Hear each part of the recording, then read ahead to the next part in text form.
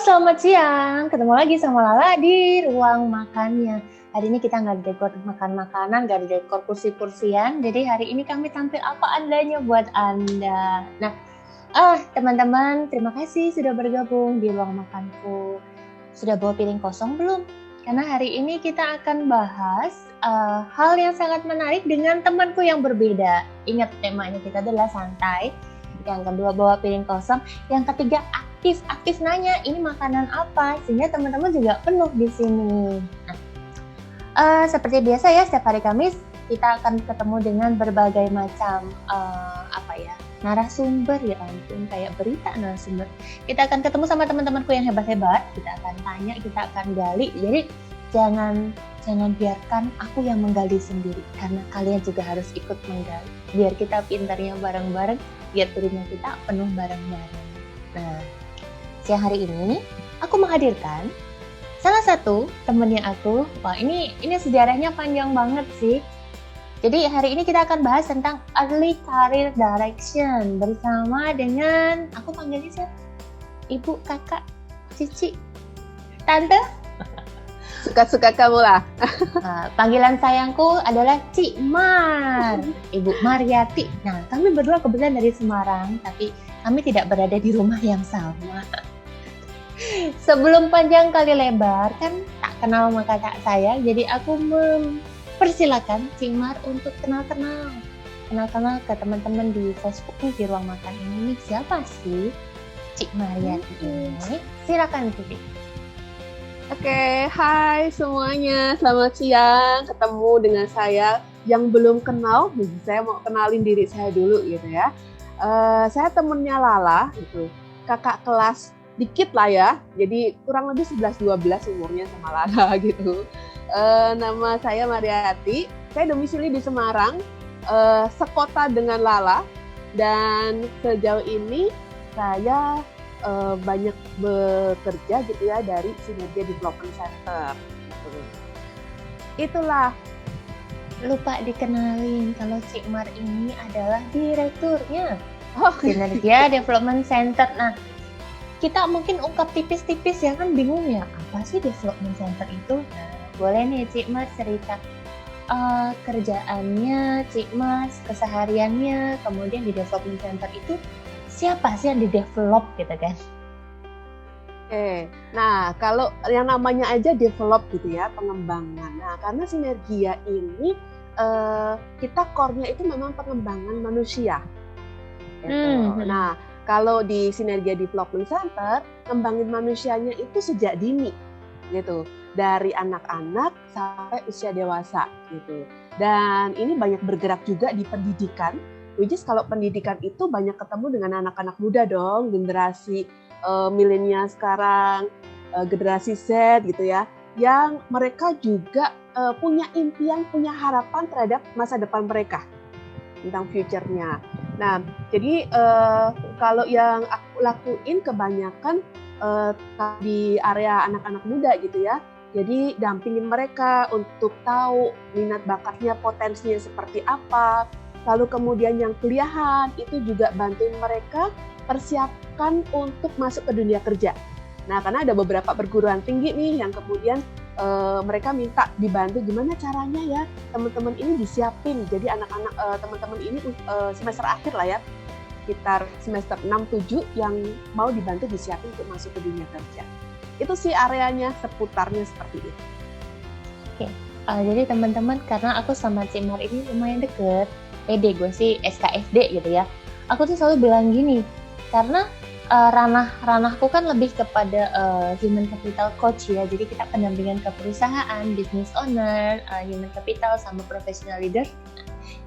Kadang aku sama Cik Mar itu kayak dua-dua kayak ada stage-nya gitu kan. Jadi aku sih bilang gini, ayo itu yang benar itu diurusin supaya nanti dia nggak jadi kliennya aku gitu kan. Karena berhubungan sama development center.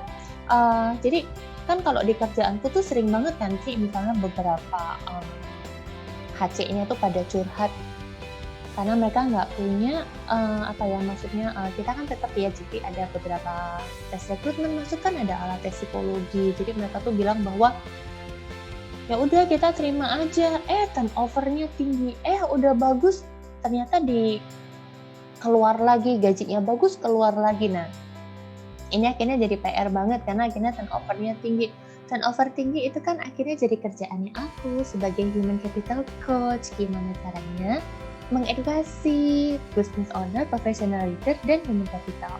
Nah, ini hal menariknya mungkin Ci Mar juga bisa cerita mungkin kita bisa bahas dari yang early, deteksi awal, karena ini early career direction, jadi lebih early lagi nih. Early lagi sebelum kerja gitu kan ya? Iya, sebelum kerja, karena aku pikir namanya pohon itu kan pasti dia akar dulu gitu kan, nggak langsung buah dulu kan. Ini beberapa ya yang sering kali curhat ke aku gitu kan. Kadang tuh gini kan, udah ada karyawan, ya udah ada tapi nggak bisa dikembangin. Karena bisa jadi dari sistem banyak perusahaan kayak family business itu kan dia dari generasi atas gitu kan. Pas masuk ke generasi dia tuh udah kayak yang ya udah deh terima aja SDM-nya kayak gini gitu kan, nggak bisa diapa-apain. Nah itu kan kadang jadi curhat ya. Dan even di aku sendiri sebagai human capital coach, kita jadi lebih ekstra karena memang di mana-mana lebih enak tuh bentuk baru daripada fixing gitu kan, atau aku jahat. Iya, karena loh sekarang gini, temanku yang desainer aja selalu bilang mendingan buat baju daripada disuruh revisi baju gitu kan. Nah, jadi ini yang kita mau juga info ke teman-teman di sini bahwa ternyata tuh banyak tuh orang udah kerja lama 5 tahun, 10 tahun nggak happy, nggak berkembang, stuck, burn out. Itu tuh udah kayak makananku sehari-hari yang ngedengerin orang tuh curhat yang kalau kan aku juga sering nanti kayak share di IG story gitu kan. Aku tanya, are you happy today? Polling gitu kan. Most itu jawabannya not happy. Do you enjoy at your work? No. Terus pertanyaannya somehow tuh aku kayak nanya, terus kalau lo nggak happy, ya why you are here? Terus lo ngapain masih ada di sana gitu kan? Nah, karena jadi buat teman keluar. Nah, bener banget. Karena nggak berani keluar. Kenapa dia nggak berani keluar? Kita akan cari tahu dengan Si Mar. So, Si Mar boleh cerita. Nah, ini kan early banget kan. Daripada nanti kamu akan mengalami situasi tidak menyenangkan, stuck dengan karir, ataupun mungkin banyak hal yang terjadi seperti karirnya kayak gini-gini aja, males datang ke kantor, males datang ke kerjaan. Nah, saya mau ngajak teman-teman yang ada di yang ada di ruang makannya kita siang hari ini, boleh dong cerita. How do you feel about your work? Apa sih yang kamu rasain, atau pernah nggak mengalami satu situasi kamu stuck ya di karir gitu kan? Atau kamu bosan? Ditanya aja. Sekarang mereka kan lagi kerja nih. Oh iya bener. Lagi makan siang gitu kan. Nah, mereka sebenarnya happy nggak sih dengan kerjaannya sekarang? Oke. Teman-teman, namanya bisa dikasih ini nggak sih? Namanya ditutup gitu supaya nggak ketahuan. Namanya nggak bisa, ya tetap ada, ya nggak apa-apa. Be gentle with ourselves, itu dekinya sih. Aku langsung ngambil ranahnya siapa ini ya? Ya teman-teman, pernah nggak sih mengalami situasi stuck di karir atau ngerasa nggak happy di kerjaannya kalian? Kalau aku sih ceritanya banyak, tapi aku mau dengar nih dari teman-teman sendiri. Pernah nggak mengalami hal ini? Ya, kami mengajak diskusi, silakan. Kalau Cik Mar sendiri, pernah stuck nggak? Wah, langsung nembak. Curhat gitu ya. Oke, kalau pernah stuck pastilah ya pernah stuck gitu. Nggak mungkin nggak pernah stuck gitu. Terus di saat kondisi stuck ini memang akhirnya banyak berkecamuk sih, kenapa ya kok aku jadi stuck di sini, terus jadi nggak happy, terus jadi mempertanyakan nih, betulkah jalanku di sini, gitu kan? Terus kalau udah terus kemudian mikir-mikir, aduh kayaknya aku juga udah nggak happy nih di sini. mikir-mikir lagi, sampai kapan ya aku mau di sini gitu kan. Nah, akhirnya banyak pertimbangan gitu. Nah, tapi intinya sebenarnya gini, di saat orang lagi burn out, di saat orang lagi stuck gitu ya, kalau dia itu tahu sebenarnya apa yang menjadi passionnya, apa yang jadi motivasinya, itu lebih kebantu gitu. Atau misalnya berada di satu tempat itu value-nya tuh masih sama, teman-temannya masih enak, lingkungannya vibes-nya masih positif banget, bisa apa ya, ada encouraging satu sama lain, ini jadi beda ceritanya gitu ya, karena kondisi lingkungannya membantu. Tapi bisa dibayangin dong kalau diri sendiri udah stuck gitu ya, lingkungannya nggak mendukung pula gitu, sudah stuck sama pekerjaannya, lingkungannya, budaya perusahaannya itu nggak mendukung pula, wah itu udah jadi satu gitu.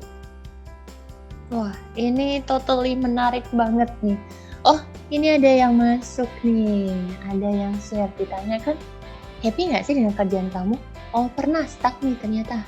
Marcelina pernah stuck, tapi jadi refleksi ke dalam. Tapi overall masih happy sama kerjanya saat ini.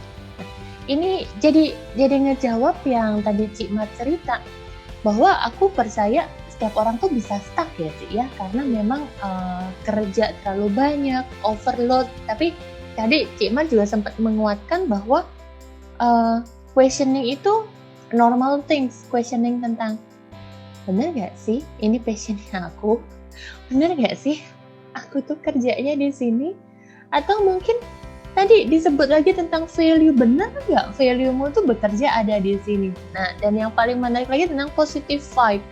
Ternyata bahwa memang ada satu lingkungan yang supporting kita, yang bentuk kita, karena memang positive vibe itu nyalur juga ke kita ya, buat kita jadi nyaman gitu kan. Bayangin kamu berada di lingkungan yang toksik gitu kan, wow, itu mau berangkat aja udah psikosomatis, aduh sakit perut. Nah, teman-teman ada yang tahu nggak psikosomatis itu apa? Yuk kita dengerin, kan harus sebelum dengerin psikosomatis, yuk nyapa yuk. Halo Wisnu, ada Margaret, ada Elin, ada Siti Nuria, Samuel Matondang, dan Bu Lili. Halo, selamat datang di ruang makannya Lala. Hari ini Lala punya tamu. Tamu itu memang aku beda. Tamunya ada dari Cik Mariati, ini adalah direkturnya SDC Sinergi Development Center, dan juga beliau adalah seorang psikolog di sini. Nah, Cik Mar, sebelum aku simpan pertanyaan psikosomatis karena ternyata ini ada Bu Lili juga jawab nih. Oh, pernah stuck itu terkadang memang perlu ada alignment dengan perubahan yang ada. Oh, benar banget ya Cik ya?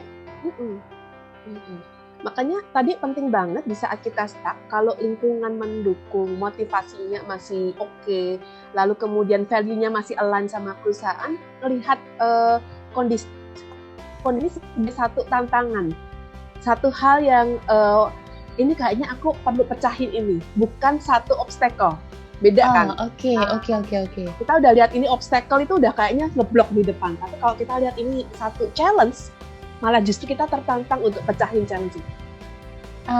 Ini menarik banget bahwa memang banyak. Nah, ini yang aku juga mau nanya nih. Tapi kadang gini loh sih, orang tuh kalau ada tantangan, apa ya? Sukanya tuh kalau kebakar itu sistemnya bensin, kebakar habis itu kelar. Kalau solar itu kan lama, pas kebakar jalannya kenceng gitu kan. Banyak orang tuh kalau ngerasa kayaknya this is my passion, gue suka nih di sini, pas ketemu tantangan melemah langsung, mundur. Kayaknya bukan passion gue deh. Kayaknya ini kayaknya bukan gue banget gitu kan. Nah, kira-kira menurut Cik Mar yang sudah menurutku beratus-ratus dan beribu kali ya dengan pekerjaan sebagai seorang psikolog, mainan sama alat tes gitu kan. Apa sih yang membuat orang ini kok kayak jadi gampang banget yang dia bisa mengklaim kalau this is my passion, ada obstacle malah dia nggak lihat itu as a challenge gitu, malahan mundur lagi gitu kan sih. Nah, kalau sebenarnya orang-orang yang menyatakan passionnya di situ tapi ada challenge malah dia mundur gitu ya, sebenarnya malah dipertanyakan apakah itu betul passionnya dia gitu. Karena kalau orang yang passionate itu melihat sesuatu itu nggak terus kemudian malah melemah gitu ya, tapi justru rasa ingin tahunya semakin gede. Aku pengen tahu gitu, dan muncul motivasi, nggak usah disuruh nih, begitu ada tantangan cari jalan keluar gitu. Jadi munculin solusinya, nggak kemudian malah blaming orang atau malah membuat dirinya malah mundur gitu ya. Gitu. Nah, ini pentingnya di mana setiap orang ini makanya perlu tahu nih sebenarnya. Kenapa orang-orang kok setiap kali ada tantangan ada yang maju ke depan, ada yang malah melemah gitu ya. Nah, ini orang-orang ini yang seringkali belum ngeh sebenarnya. Aku itu sebenarnya arahnya di mana ya? Aku tuh suka passionnya kemana gitu. Nah, ini yang muncul nih di banyak anak muda yang kadang-kadang mereka setelah lulus kuliah gitu ya, mereka punya ekspektasi tinggi, mau kerja di satu tempat gitu ya, kemudian mereka masuk gitu, awalnya semangat gitu ya, begitu ketemu dengan real jobnya gitu, pekerjaan sesungguhnya, kok gini ya, mulai klik-klik, mulai bertanya-tanya, yaitu apakah benar aku di sini, apakah betul ini yang aku inginkan gitu ya. Nah, mulai dari sini, mulai mempertanyakan. Nah, terus kemudian seringkali kalau sudah kondisi seperti ini karena merasa nggak nyaman, nggak mikir pakai lama, langsung saat itu aku resign deh, gitu. Nah, ini yang seringkali kejadian gitu, resign cepet gitu ya, terus cari kerjaan lain karena merasa potensinya oke. Nah, ini yang kelihatan nanti saat di waktu ngelamar kerjaan, waktu interview, biasanya aku sering tuh nanya gitu ya, orang-orang yang interview itu, oh kamu udah kerja di perusahaan A, perusahaan B, perusahaannya bagus-bagus gitu, tapi kok bertahan sebentar-sebentar, kok bertahan setahun, kenapa gitu ya. Nah, dari situlah kelihatan bahwa kemudian dia kayaknya juga merasa bahwa aku juga bingung sih sebenarnya aku sukanya mana gitu. Nah, ini sampai kapanpun jadi ini kan, jadi issue, belenggu ini. Jadi personal issue sebenarnya itu nanti ya ke depannya ya. Nah, teman-teman, kalau kalian datang ke ruang makan kita bawa piring, kalau Lala datang ke ruang makannya Lala bawa pulpen, nyatet. Nah, aku mau nyapa ini. Selamat datang Bu Puji dan Pak Edi. Kita hari ini lagi ngobrol-ngobrol santai nih tentang early career direction. Jadi tadi Bu Mar itu sempat ngobrol juga kan bahwa memang ada banget nih orang yang tadi kita kasih nih lempar pertanyaan kan. Pertanyaannya adalah pernah nggak sih kalian ngerasa stuck di tempat kerja? Pernah nggak happy? Nah, boleh loh ikut kita diskusi tipis-tipis di sini, kita ngobrol-ngobrol kenapa sih perasaan stuck ini muncul? Kenapa sih perasaan unhappy ini muncul? Karena kadang secara tidak langsung hal ini jadi berdampak dengan perasaannya kita di tempat kerja. Tadi ini kalau ada pertanyaan ya sehubungan sama stuck, unhappy misalnya, gimana sih caranya ngatasin stuck di tempat kerja? Silakan Anda tuliskan pertanyaan Anda. Kita ketemu sama pakarnya, kita akan jawab. Jadi feel free kita berdiskusi. Biasanya kan orang Indonesia kalau makan tuh sambil ngomong tau. Jadi nggak apa-apa. Jadi nggak apa-apa, catat aja, tulis aja langsung. Jadi feel free ya berdiskusi bersama kami. Malahan kita makan bisa jadi lebih banyak kalau sambil ngobrol kan. Ci, lanjut berapa slop yang masuk ya. Iya betul. Nah, lanjut lagi untuk tadi kan Ci Mar sempat mention masalah psikosomatis. Nah, mungkin teman-teman ngerasa stuck apa sih, stuck karir? Nah, mungkin saat Cik Mar bisa diskusi atau menginformasikan tentang psikosomatis ini, burnout ini, mungkin teman-teman bisa, oh bener, itu aku, berarti itu aku ini ya, stuck ya gitu kan. Nah, boleh Cik Mar sharing tentang psikosomatis. Psikosomatis atau stucknya? Psikosomatis, stuck itu kan katanya kerasanya stuck, tapi kan kadang orang nggak ngerti stuck itu mikirnya adalah ke karir kan, padahal stuck di karir itu kita bisa deteksi di awal kan, dengan perasaan yang mau berangkat kerja nggak happy, atau psikosomatis itu sebenarnya adalah gejala-gejalanya yang it's something wrong, ini alarm udah bunyi nih gitu. Oke. Nah, jadi kondisi stuck atau terhenti atau tadi burnout sebenarnya ada gejala-gejala awal yang mengawali gitu ya. Nah, gejala-gejala ini kadang-kadang orang merasakan itu, aware terhadap gejala itu. Ada yang nggak ngeh. Oke. Ya. Jadi psikosomatis itu satu kondisi di mana fisik kita itu mengalami satu gangguan, tapi sebenarnya itu bukan kita sedang mengalami penyakit tertentu secara fisik itu, tetapi sebenarnya gangguan fisik ini muncul karena kondisi emosi kita, kondisi yang nggak nyaman, kondisi yang nggak happy gitu ya. Makanya ada istilah I hate Monday gitu kan, zaman-zaman dulu itu, karena setiap kali mau ketemu hari Senin, aduh kayaknya kerjaan gitu ya, itu kepala udah pusing semua. Baru denger hari Senin gitu ya, itu kepala udah pusing. Nah itu kan sebenarnya kondisi emosi kita mempengaruhi diri kita, bukan seolah-olah ya, kita ngerasain bener pusing sih gitu, tapi bukan karena pusingnya itu karena kondisi fisik sebagai penyebabnya, tapi karena kondisi emosi kita. Nah, ini yang mungkin perlu dilihat gitu ya. Kalau teman-teman di sini yang hadir, banyak yang dari HR, HC gitu ya, mungkin bisa dilihat nih timnya atau anak buahnya atau stafnya siapa ya. Kok kayaknya setiap hari tertentu itu dia telatnya sekian menit. Karena dulu aku pernah nih ngamatin punya anak buah gitu ya, itu di hari tertentu itu dia pasti telat. Itu kan. Ini kenapa gitu kan? Oh ternyata di sesinya itu selalu lihat pas bagian dia harus kasih sesuatu materi di situ pagi hari di morning briefing gitu kan. Selalu gitu kan. Ini kenapa gitu? Sampai selalu kalau di hari itu terus kita itu udah gini, oke, besok backup ya siapa kalau orang ini hadir gitu kan. Jadi itu selalu backup itu. Nah, tampaknya ada sesuatu yang memang mengganggu dia gitu. Nah, ini banyak penyebabnya gitu ya, faktor emosinya bisa jadi nggak nyaman, bisa jadi nggak happy, bisa jadi mungkin kita sedang ada konflik dengan orang lain gitu ya. Nah ini banyak faktor yang akhirnya membuat kita untuk masuk kerja aja itu udah berat banget untuk ngelangkahin kaki, atau jangankan melangkahkan kaki, mikirin besok mau kerja itu udah sesek gitu ya kayaknya. Nah, teman-teman ada nggak tuh yang ngerasa kalau mikirin besok mau kerja aja udah sesek gitu kan? Ini ada Pak Edi Nugroho, dia happy nggak happy demi nasi. Tapi ini realita yang terjadi sebenarnya ya. Bapak Ibu, teman-teman, rekan-rekan sekalian, terima kasih Anda juga masih stay ya ada di sini, karena ini akan menjadi topik bahasan yang menarik sekali. Tidak jarang ya dari saya ataupun Cik Mar, atau mungkin Anda sebagai business owner ataupun sebagai human capital ya, kita akan menemukan beberapa karyawan kita itu bekerja itu not because of their passion.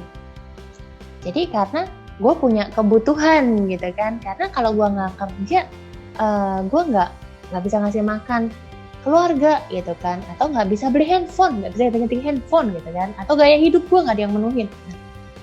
Sometimes itu kan kita memang harus dealing dengan hal-hal seperti itu. Nah, untuk itulah Anda berada di sini untuk mendeteksi sebenarnya karir kita dari awal.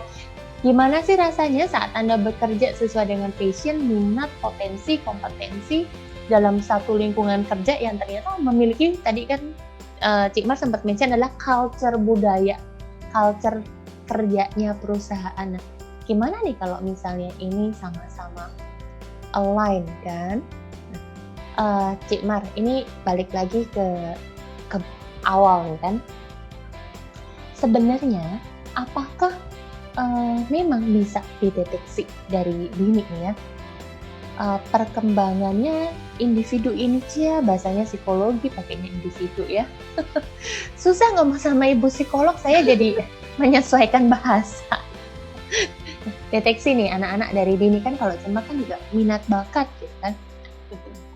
Apa sih yang sebenarnya di minat bakat ini, apa sih yang perlu dicermati, atau mungkin di sini kan as a profesi ya Bapak Ibu business owner pun, saya pikir juga kita one day akan menjadi seorang orang tua gitu kan. Anda punya keponakan, nah ini mungkin akan memberikan satu gambaran, informasi yang cukup berguna juga apa yang perlu kita lihat dari awal untuk bisa capture potensi dari anak-anak kita sehingga kita bisa mengarahkan atau mengoptimalkan karirnya di masa depan. Apa yang digali itu Cik dari minat bakat ini sebenarnya? Oke, sebenarnya kalau terkait memetakan gitu ya, minat bakat potensi itu sejak dini itu bisa banget gitu ya. Bahkan kalau dari anak-anak, kalau kita bicara dari kecil, anak-anak kecil gitu ya, kan kalau alat tes minat bakat sejak anak misalnya balita kan susah banget gitu ya. Nah sebenarnya nggak usah pakai itu dulu, tapi bagaimana kita sedini mungkin bisa mengobservasi nih istilahnya, kalau istilah psikologinya gitu ya, mengobservasi bagaimana aktivitas anak-anak kita gitu. Nah ini sebenarnya ketajaman orang tua melihat anaknya itu sering melakukan kegiatan apa, dia sukanya apa, dia cepat bosan dengan hal apa. Nah, seringkali orang tua tuh cuma bilang gini, oh anakku suka main game. Oh sebentar, itu bisa kita pecah lagi, gamenya apa yang dia suka. Gitu. Jadi kita bisa lihat, ada yang suka main Roblox gitu kan, ada yang main cuman Candy Crush lah, ada yang suka nah atau yang strategik, itu kan sebenarnya banyak permainan game. Nah sebenarnya di situ kita bisa lihat sebenarnya potensi anak-anak kita, mappingnya seperti apa, minatnya kayak apa, bakatnya juga kayak apa gitu. Nah itu kalau di masa kanak-kanak. Nah kemudian dalam perkembangannya, waktu anak itu bertumbuh, itu kan banyak nih stimulus-stimulus dari luar, banyak input-input yang masuk. Nah ini yang membuat seorang anak ini menjadi berkembang lebih luas lagi. Nah, akhirnya sampai dia di masa remaja, sampai di SMA. Nah, ini masa-masa yang kemudian mulai menentukan gitu kan, dia nantinya mau ke arah mana. Nah, ini sebenarnya masa-masa SMA, ini masa-masa krusial untuk lebih mengerucutkan. Nah, makanya sebenarnya di usia ini, anak-anak itu perlu dikasih peluang, kesempatan seluas-luasnya. Perlu dikasih eksperimen. Paling tidak sebenarnya kita mengaktifkan 5 indera ini loh, gitu. Dia lihat apa yang dia udah pernah cium, gitu ya, aroma apa yang dia pernah cium, apa yang dia pernah taste, gitu ya. Contohnya seperti kuliner, kalau anak-anak nggak pernah ajarin mencium satu aroma tertentu, gitu ya, dia cuma lewat gitu aja, gitu. Atau menyicipi sesuatu, sehingga pengalaman-pengalaman ini menjadi dasarnya buat anak ini. Ibarat komputer ya, itu kayak udah dimasukin program-programnya.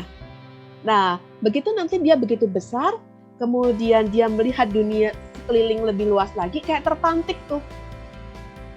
Begitu melihat, oh ternyata yang dulu aku suka mencium aroma-aroma, aku suka tes sesuatu.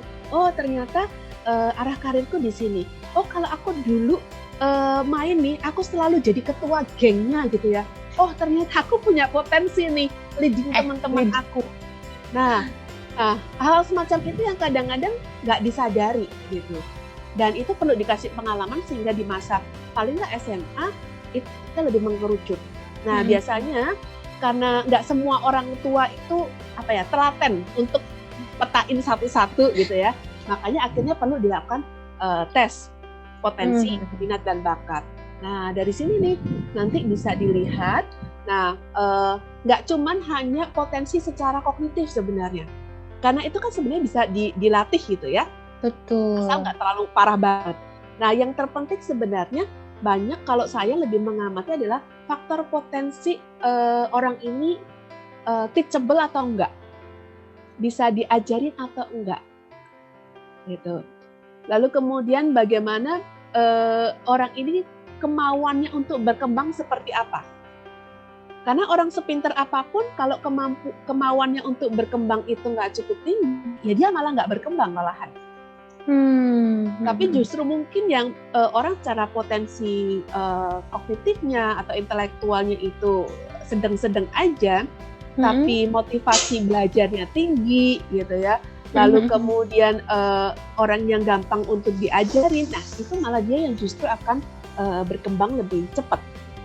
Gitu sih. Jadi itu yang perlu dilihat sebenarnya, potensi-potensi yang bukan hanya sekedar intelektual aja.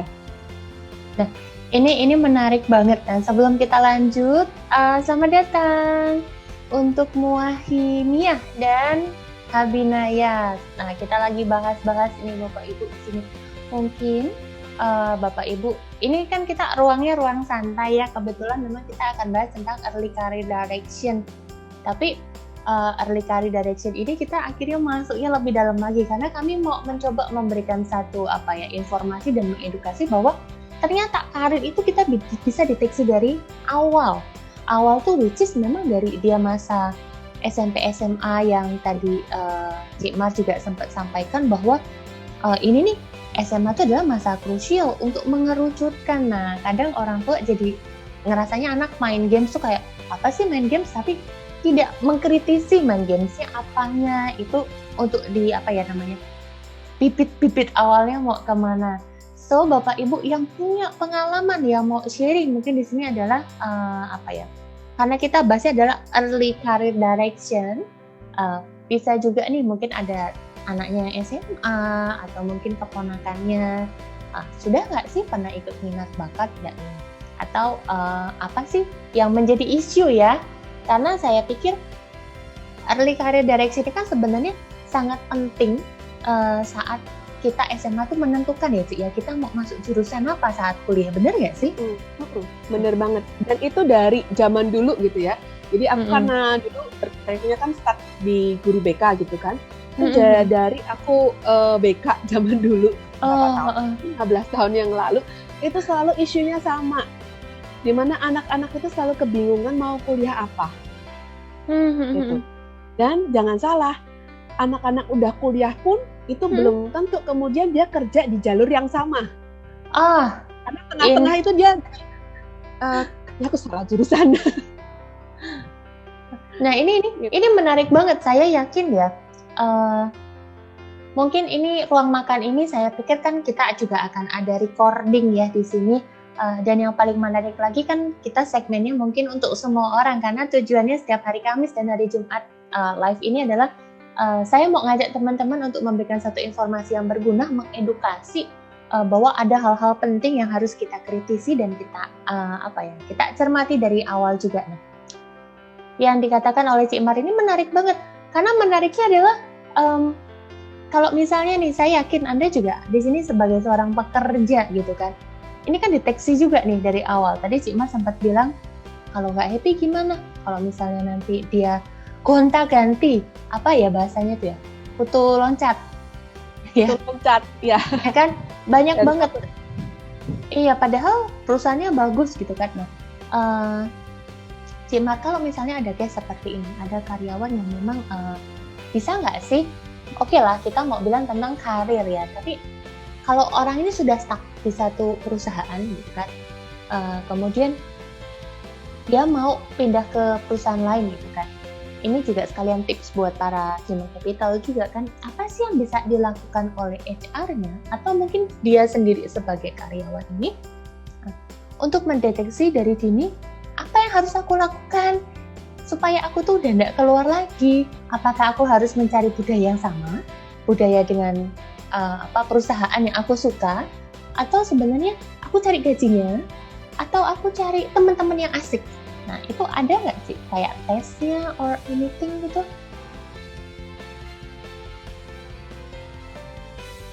Oh, ini agak kelek tadi. Oh, kelek. Nggak, kalau misalnya ada karyawan misalnya yang dia udah bolak-balik ganti kerja gitu kan.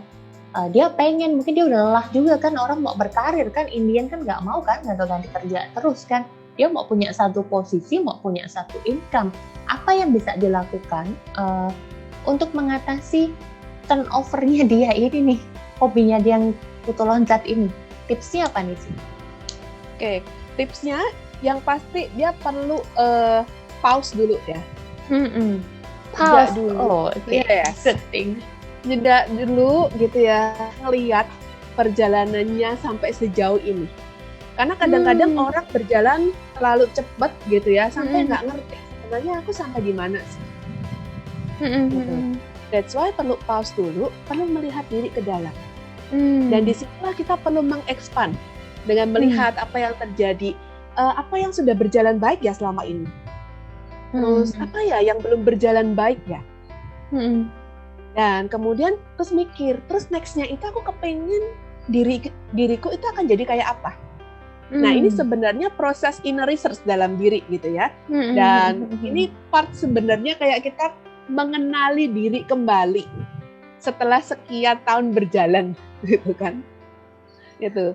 Nah ini pentingnya, makanya kenapa kita perlu memetakan, perlu kenal diri itu, akhirnya kita memetakan diri gitu ya.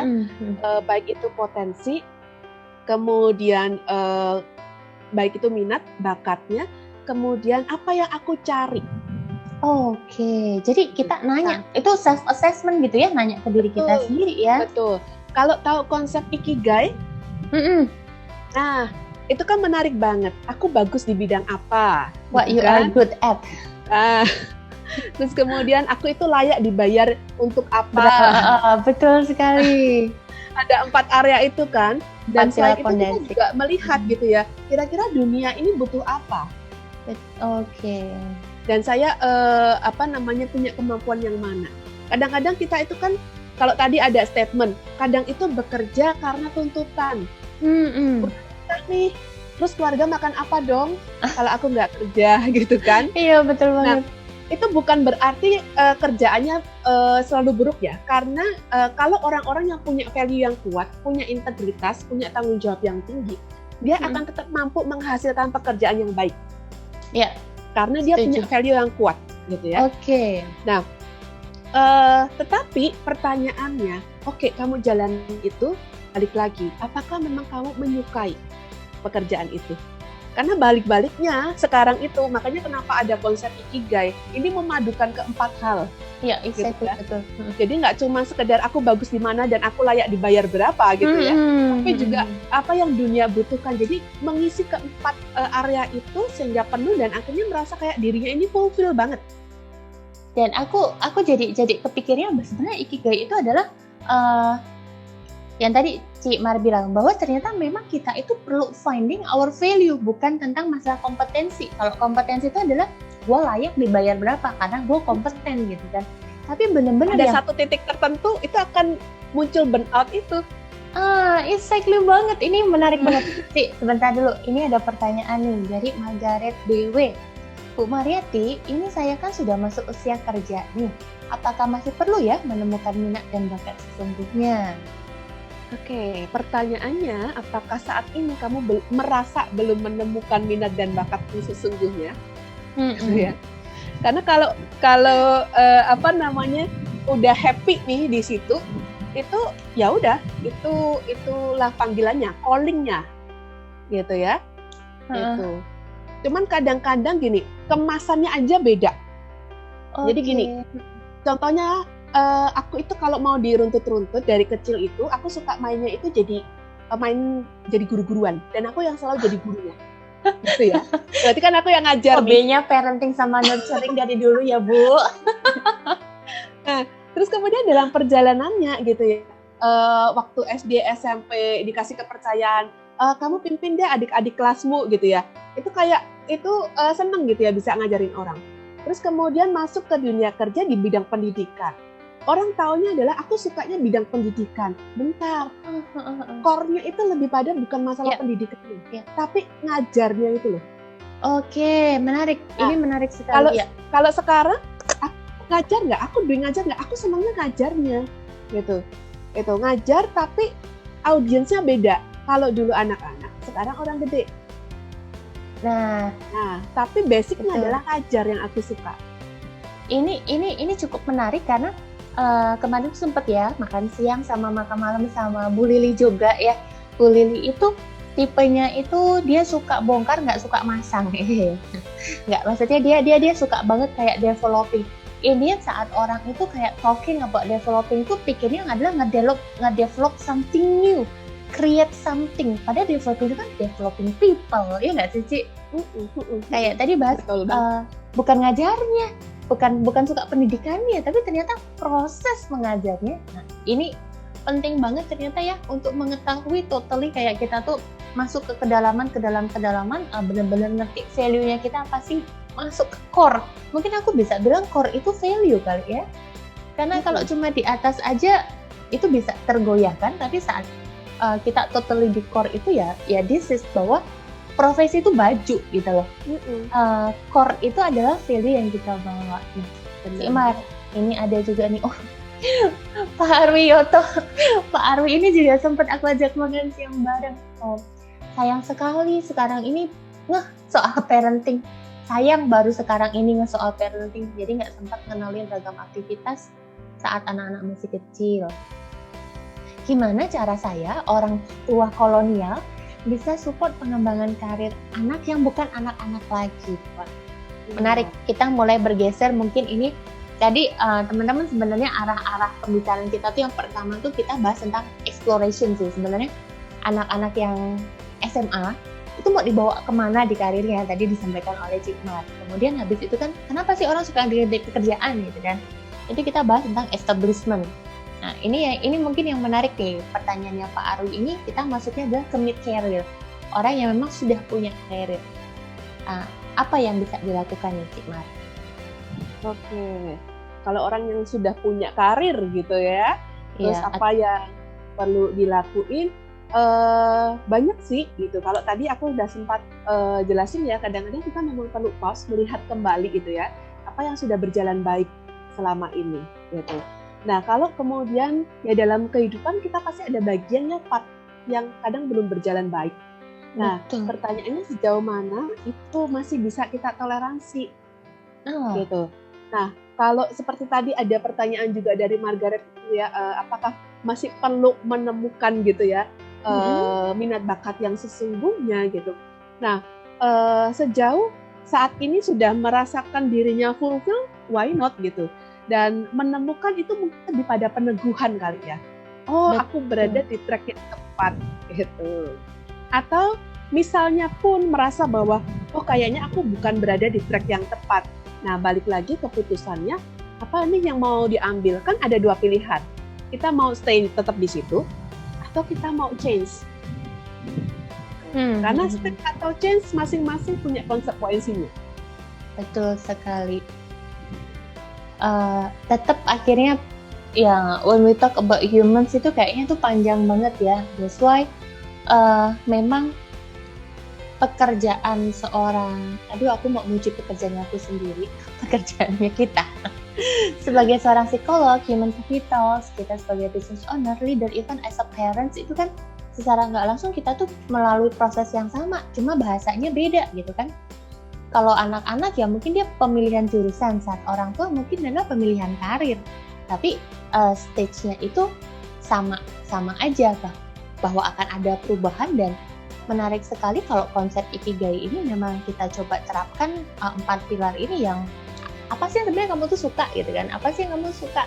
Kamu mau dibayar berapa sih? Bagusnya tuh di mana? Terus emang dunia tuh butuh apa dari kamu? Nah, ini jadi makin makin menguatkan teman-teman untuk, aku pikir adalah deteksi karir ini ya. Nah, Cik Mar mau nanya nih. Teman-teman maaf ya, saya tuh udah terlalu exciting banget kayak mau nanya terus gitu. Jadi kalian feel free untuk drop any question, atau kalian terpana ya, sama-sama terpana sama aku juga kan. Feel free drop any question ya about deteksi karir ini caranya gimana, how to-nya, feel free. Tapi aku kayak juga pengen nanya. Tadi kan bahas tentang nggak boleh percaya sama kognitif aja. Potensi itu kadang juga bisa terselimurkan karena ada mention yang aku tuh kok kayak jadi kuat lagi.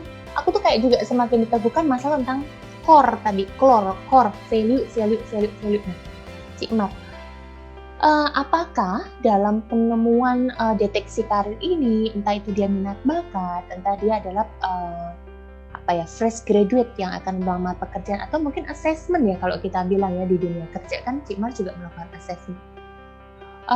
Selain melakukan tes potensi kognitif, ada nggak sih yang bisa dilakukan oleh teman-teman human capital di sini gitu kan untuk mendeteksi juga nih sebenarnya ini karyawan ini udah benar belum sih kita nggak bahas tentang potensinya dia, tapi kita bahas memang benar-benar yang si ikigai ini gitu loh. Apa yang biasanya dilakukan oleh Cik Mar? Atau ada tambahan tes apa sih untuk mengungkap orang ini, core-nya ini gitu loh? Oke, untuk mengungkap core-nya atau value-nya, kita nggak bisa sekedar kasih tes yang multiple choice gitu aja gitu ya. Nah, kalau selama ini sih biasanya aku untuk tahu value seseorang sih kebetulan kan aku ambil ini ya tools point of view gitu. Jadi aku sering pakai nih tools ini media foto gitu ya. Yang kemudian aku pakai yang bisa mengungkap sebenarnya value yang ada di dalam orang ini gitu ya. Jadi kenapa orang itu akhirnya memutuskan tetap berada di situ gitu ya. Kemudian kenapa dia memutuskan menekuni bidang tersebut meskipun mungkin dia nggak suka gitu ya. Tapi tiap-tiap orang punya pilihan sih di situ. Gitu. Nah, kalau aku sih lihatnya gini, terkait dengan assess early career direction gitu. Di saat orang tidak memetakan diri sedini mungkin gitu ya, dia tuh kayak jalan nggak jelas gitu loh arahnya kemana, nggak ada pegangannya gitu ya. Nah, terus kemudian belum lagi dia kemudian kayak bisa jadi dia itu berprestasi di tempat kerjanya gitu ya, tapi dia nggak happy dengan pencapaiannya dia. Jadi ya itu kerjanya untuk duit gitu kan.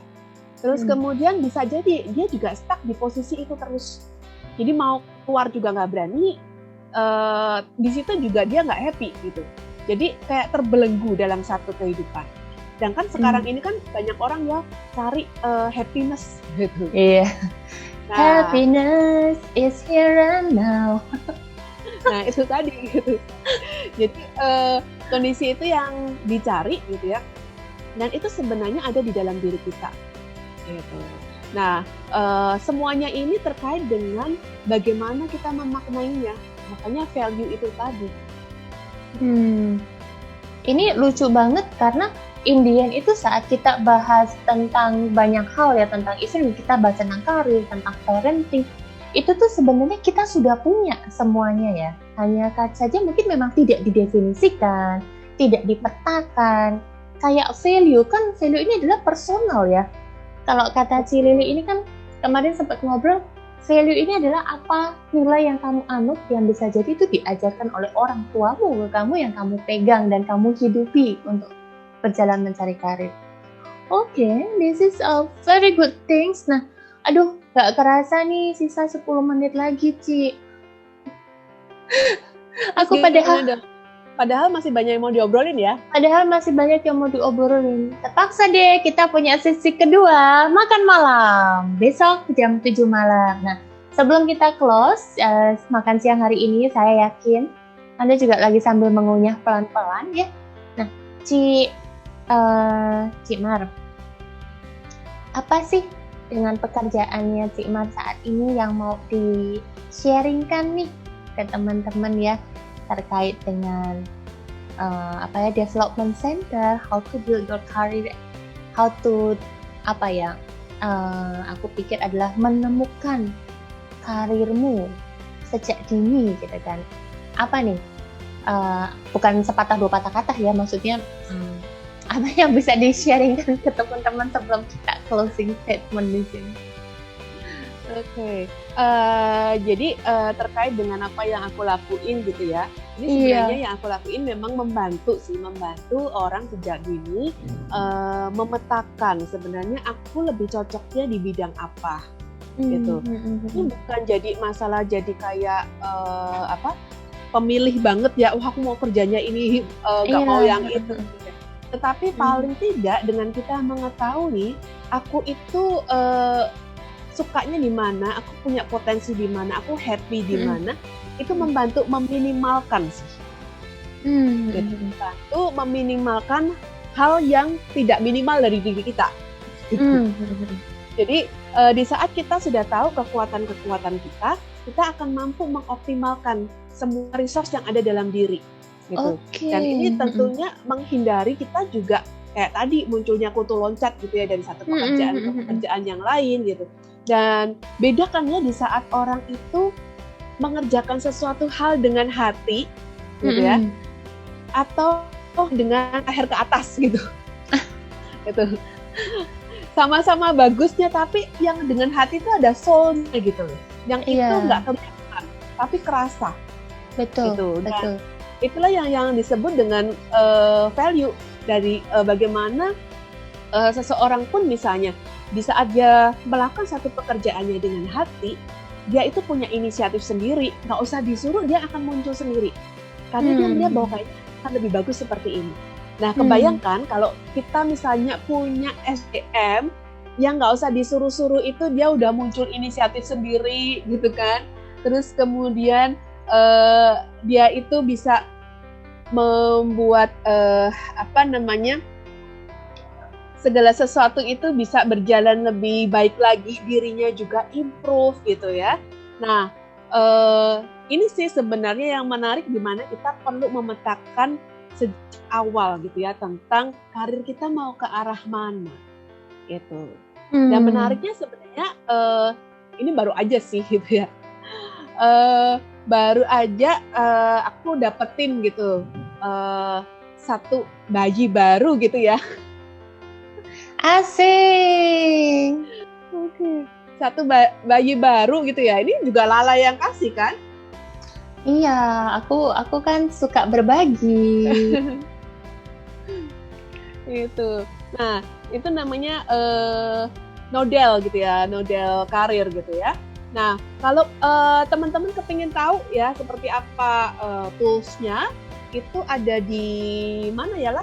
Bisa lihat di mana kah? Di nodelkarir.id. Oke, gitu. Nah, dan itu menarik banget ya. Betul. Banyak hal yang sebenarnya menarik yang memang kami ingin sharingkan kepada teman-teman saat ini. Yang kepo-kepo boleh tulis di kolom chat sebenarnya apa sih yang menarik dari pembicaraan kita siang hari ini gitu. Cik Mar sendiri ada yang mau teman lagi nggak? Itu sih. Kayaknya mereka pada boleh. Nah, itu pentingnya early career direction. Sebenarnya dengan di awal petakan ini sebenarnya nyampe loh sampai nanti kita mau pensiun. Jadi ini menarik karena aku ada beberapa klien di terakhir ini gitu ya, di mana mereka kemudian masuk di masa pensiun, kemudian mereka mengalami frustrasi. Oh, oke. Karena kayak tiba-tiba cut off gitu ya dari kerjaan, kayak nggak tahu harus ngapain. Dan itu tadi yang mereka kerja dulu itu kerja karena uang. Jadi nggak ngerti, terus kemudian dia minatnya apa, hobinya apa, gitu ya. Itu ya, toolsnya. Ini ya, toolsnya. Itu jadi menarik sekali. Dan ini lengkap ya, ada occupational. Iya, boleh dilihat ini ya teman-teman ya. Ada karir, ada apa sih? Motivated. Ada motivated skill, ada leisure, ada career value. Jadi ini menarik banget gitu kan. Benar tadi yang dikatakan oleh Cik Mar bahwa very interesting banget. Nah, Cik Mar, sudahkah? Sudahkah? Teman-teman ada yang mau tanya ke Cik Mar? Gak ada? Ya udah aku yang nanya sekarang. Nah, thank you banget Cik Mar sudah sharing di siang hari ini. Jujur aku tuh banyak pertanyaan karena basicnya adalah aku tuh mungkin udah handle mereka sudah masuk ke perusahaan dan kadang kita lupa ada hal yang memang kita harus kritisi dari kecil dan ini versinya saya ya, apa yang sudah aku dapetin pada siang hari ini dan mungkin teman-teman juga bisa berbeda dengan aku. Kita berpikir dengan cara yang berbeda. Nah ini aku udah banyak ya. Jadi sebenarnya kalau misalnya kita mau bahas tentang karir sendiri, kita itu adalah career development itu kan sebenarnya ada 5 stage di sini. Ada exploration tadi disampaikan oleh Cik Mar bahwa it's very important things kalau masa SMA itu kan adalah crucial ya. Kamu mau mengerucutkan kamu tuh mau ke mana. Kamu harus diberi banyak peluang, which is bukan anak SMA aja, saat kamu udah kerja pun harus diberikan banyak peluang dan kadang kita lupa di sini kan. Kemudian ada juga establishment, which is di sini mereka udah lulus kerja, lulus sekolah, mau apply kerja. Penting banget gimana caranya mereka apply kerja, kalau somehow mereka juga nggak ngerti arah minat passionnya di mana. Tadi Cipar sempat mention kata core, dan menarik waktu bilang mengetahui kekuatanmu, knowing your strength. Ini dibahas sama Pak Arwi waktu kita bahas potensi terpancar bisnis lancar, bahwa knowing your strength itu tuh the important things, gimana caranya mengoptimalkan kekuatanmu, menyiasati kelemahanmu. Dibahas lagi ya di sini ya. Kemudian ada mid career. Apa sih yang terjadi kalau kita udah punya karir dan kita mau pindah-pindah kerja? Ingat kata Cimar bilang, it's time for you to pause. Ingat prinsipnya Ikigai. Apa sih yang sebenarnya udah berjalan baik di sini? Kan? Apa yang bisa aku lakukan? Apa sih yang dunia ini butuhkan? Jadi jangan semuanya tuh langsung kalau ada sesuatu tuh langsung loncat aja. There is many things. Kita harus pause, expand. Nah, Anda diajak untuk pause dan expand. Kemudian yang keempat sebenarnya ada lead career. Apa yang terjadi sih kalau memang ternyata aku udah stuck di karir ini? Apa yang bisa aku lakukan? Nah, ternyata banyak hal. Either Anda bisa mengoptimalkan karirnya Anda, atau mungkin memang di situ adalah pleasant moment ya. Sebenarnya kita udah mulai stable, kita tahu mau ngapain. Dan yang terakhir adalah decline. Apa yang terjadi saat Anda retirement? Nah, ini momen ya saat kita bahas tentang career value ataupun Nodel card ini, karena sebenarnya 5 stage career development ini Anda bisa temukan di nodelcareer.id. Jadi kita punya 5 kartu untuk mengungkap ini. Oke, exploration. Apa yang mau dieksplor nih? Kita punya kartunya. Establishment. Kita juga ada kartunya. Aduh, aku tetap jualan. Occupational card. Jadi, it's very important buat teman-teman juga. Kenapa kami hadirkan Cimar di sini? Bahwa deteksi karir Anda sejak dini itu akan jadi menentukan, jadi lebih memacu Anda untuk memiliki jenjang karir yang lebih bagus, kerjaan yang lebih happy. Di zaman sekarang ini kan semua orang butuhnya mindful ya. So are you happy enough or are you mindful enough? So thank you so much Cimar. Terima kasih buat yang sudah bergabung. Terima kasih yang sudah sharing. Terima kasih yang sudah berbagi. Nggak kerasa sisa 2 menit lagi. Terus kayaknya aku tuh harus ngomong dengan cepat sebelum aku diputuskan gitu kan. Thank you lah. Udah terima kasih di sini. Menyenangkan sekali. Ya, saya pikir piring Anda sudah penuh. Nantikan setiap hari Kamis jam 12 siang kita akan makan bareng bersama teman-teman saya. Keren-keren banget. Pesannya cuma satu, pastikan piring Anda kosong. Nah, jangan lupa besok kita makan malam bareng bersama Cimar. Banyak banget kan yang mau kalian sharingkan, yang mau kalian ngomongin. Boleh dicatat dari sekarang, join makan malamnya kita setiap hari Jumat jam 7 malam di IG Live. Besok dan minggu depan gabung lagi di kita. Jadi setiap hari Kamis jam 12 siang dan setiap hari Jumat jam 7 malam di Instagram. Sudah di drop di linknya di sini. Thank you so much. Enjoy your day dan keep exploring yourself. Bye-bye semuanya. Thank you Cimar. Thank you semuanya.